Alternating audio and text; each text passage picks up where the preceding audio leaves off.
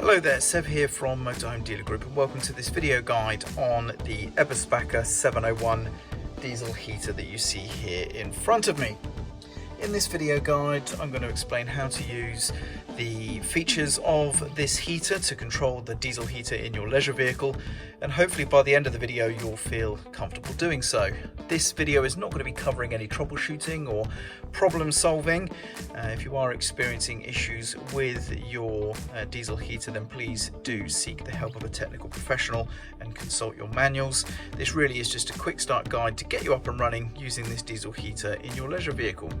So let's get started. So this diesel heater's main feature is the fact that it has a 7-day programmable timing system, and I'm going to show you how to use that. But of course it also performs the typical diesel heater functions of turning on your heater and setting temperature and so on. Let's first start by explaining how to set the times. As you can see, we do have the time displayed on the screen right here. And the way you set the time is by pressing and holding this central button here, and we will call this the sort of set or program key. If I press and hold that, wait for the clock symbol to flash. There we go, that's now flashing.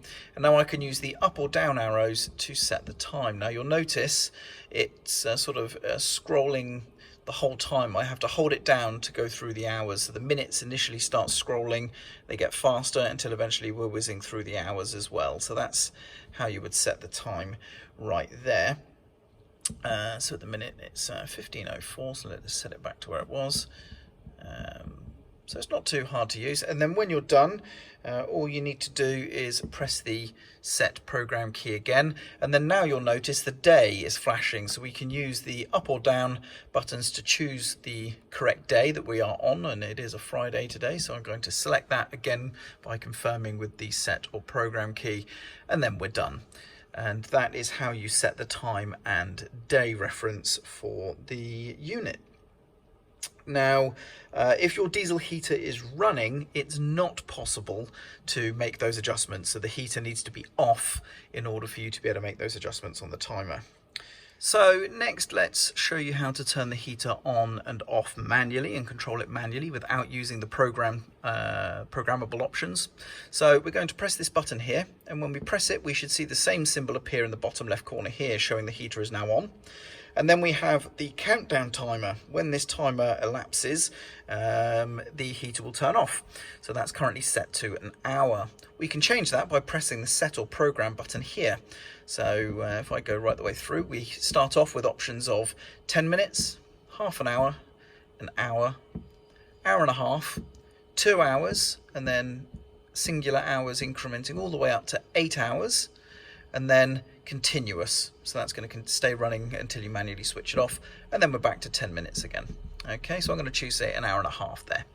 And that's it, that's the heater on. We can adjust the temperature as well with the up or down buttons, and you can see the segmented display on that ramp there going up or down. Now, unfortunately, there is no temperature reference, so there's no way of knowing what that particular position on the ramp means. You'll have to use trial and error to understand whether, where your desired settings on that ramp will be, but that's how you adjust the temperature. And then when you want the heater off, just simply press the heater button again, the heater symbol disappears, and the heater is now off. So now let's show you how to operate the heater using the program. And this is a little bit confusing, but hopefully I will be able to explain it in a way that makes sense. But you have essentially, for each day, you can have 3 separate timers that the heater will turn on, and you use the default running time or countdown timer in order to choose how long the heater will run for when each of those program timers hit. So let's say, for example, I have the default time duration for the heater set to an hour, and then I have a program timer set to 7 AM. Then the heater will turn on at 7 AM, run for an hour, and turn off at 8 AM. And I can set up to 3 such timers, but they will all use the same duration. So if I set it to an hour, each of the 3 program timers I set for that day will run for an hour. So we can set the default program duration by pressing and holding the P key, and whilst holding that down, repeatedly pressing the set button here. So hold the P key down and then repeatedly press the set button. Okay, as you can see, we cycle through all of those times, but you'll notice after the 8 hours there is no continuous setting. That is not available in a program option. So I'm going to set the default time for the program to 2 hours. Now you'll notice here, if I manually turn the heater on again, it starts at 1 hour. It's always a default of 1 hour on the manual heating option there. Okay, so just bear that in mind. If I set that to 1.5 hours, turn the heating off. Let's confirm what I've just said. If I press the heater button again, you can see the heater's come straight back on manually, but it's back to 1 hour again. So whenever you turn the heater on manually, it's always 1 hour. But when we press and hold the P button here and repeatedly set this, we are changing the programmed heater duration. So whenever the heater is turned on via a programmed time, it will come on for that duration by default. Okay, so that's the difference. Manual always starts off at 1 hour and you set it on the fly, and the program duration we set using that method you've just seen. I hope that makes sense. It's quite key to how this system operates. So now I've set, for example, here now the default program duration is 2 hours. Now we can set the program times by now simply pressing the set or program button. If I press this, we see P1, that's the number 1 timer, and I can choose whether it's on or off by pressing the P key here. So it's off or it's on. And when the time is displayed, or the program is turned on, we see the time, we can modify it in the same way we did the clock earlier by pressing the up or down arrows. So this would be, let's set this to 7 AM like I said earlier in the previous example. So let's wind that all the way back to 7 AM. There we go. So P1 is set for 7 AM. If I press the set button again, we could do the same for P2. We could turn that on or off if we wanted to. And likewise, we could do the same for a third timer. Now, when we next press the set key after P3, we are now choosing the days that those programs are enabled. So at the minute, you can see Friday, P1 is turned on or off. And if we press the set button again, we go to the next day, P1 is either on or off. And we go through all the days, and you can just repeatedly cycle through all the days there quite happily, okay? To set and confirm any changes, just leave the timer alone. Don't touch it now for about 8 seconds, and it would return back to the main screen like so, and that is now set. Let's turn on a second timer, for example. So I'm going to press the set button again, P1. I want to set a second timer, so P2. I'm going to turn it on by pressing P, 2:55. Okay, we'll leave it at that. Okay, and then I'm not going to set a third timer or anything. I'm just going to leave the controller alone, and that will set it.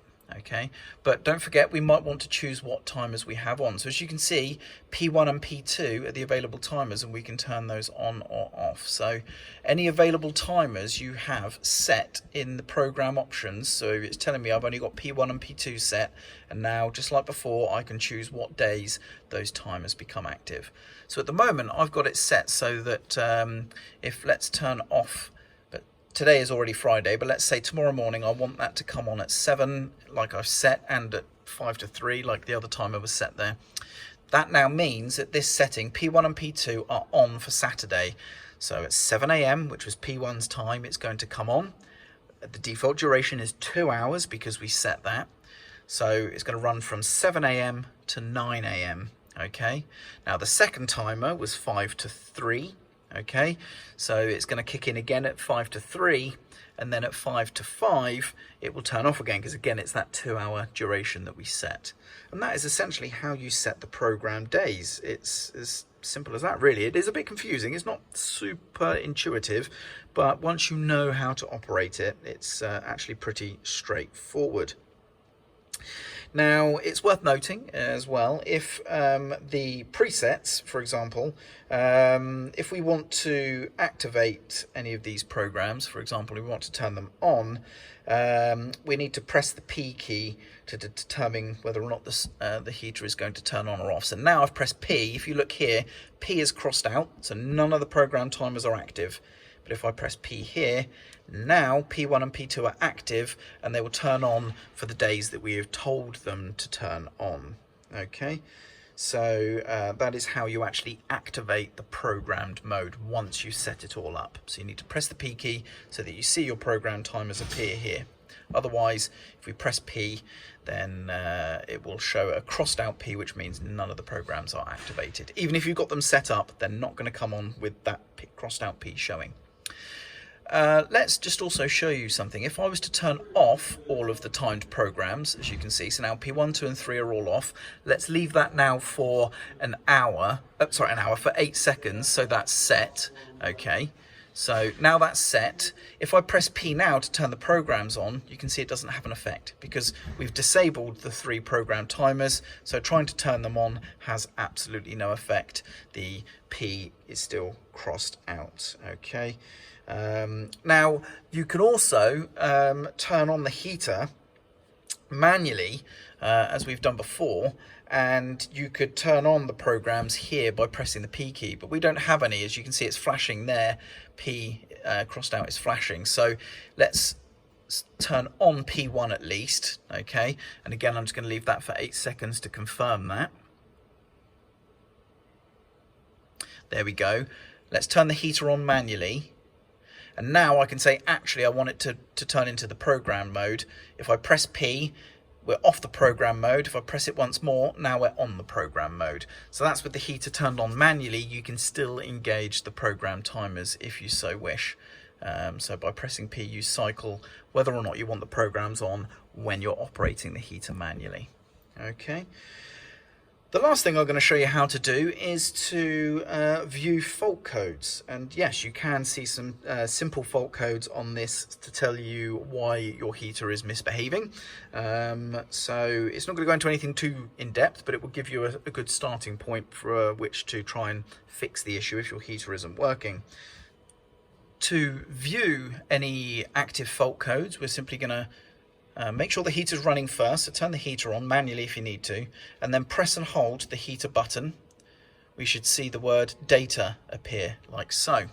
And then it's going to say AF, and we use the up or down arrows to view the different fault codes that are stored. And unfortunately, there are no fault codes showing in this unit at the moment, which is obviously a good thing. But you would be able to scroll through, I think it's the last 5 previously stored fault codes. So we don't have any fault codes at the moment. And there we go. Now, if you have fault codes in there, but you want to clear them, press both arrows at the same time until we see a row of E's, and that clears the fault codes as well. And then to come out of the fault mode, press the heater button once more to come out of that. As you can see there, the heater is still running, so if you did want to turn the heater back off again, you need to make sure you do so. Now, the fault codes listed in the manual here is only 4 fault codes that are showing here. So we have fault code 10, so that's 10, is an over voltage fault, and you need to check the battery charging system. If the fault code is 11, so 11, that's an under voltage fault, and you need to check the battery voltage. Fault code 12, 12, is an overheating fault. And then fault code 52, which is 52, is a safety time exceeded. Please check the fuel supply. Now it does say then for other codes, consult your local dealer or technical professional. So they only list those simple 4 ones there, but those are some of the most common faults that you might find. So the heat is getting itself too hot would bring up fault code 12. You know, if your leisure battery voltage is too low, that might bring up fault code 11. So at least that way, some of the more common issues that might stop the heater operating, certainly ones that can be rectified relatively quickly yourself, you can interrogate and find out yourself on the heater quite simply. But anything more involved, of course, you're going to need the help of a technical professional. And that about wraps up the video. So hopefully you found this video useful. I appreciate it's not the most intuitive of timer controls to use. It can be a bit confusing, especially if you want to start using the program timers and things.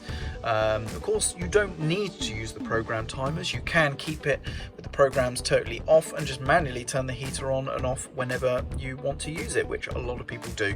But hopefully this video has shown you how to use the functionality that this timer control offers.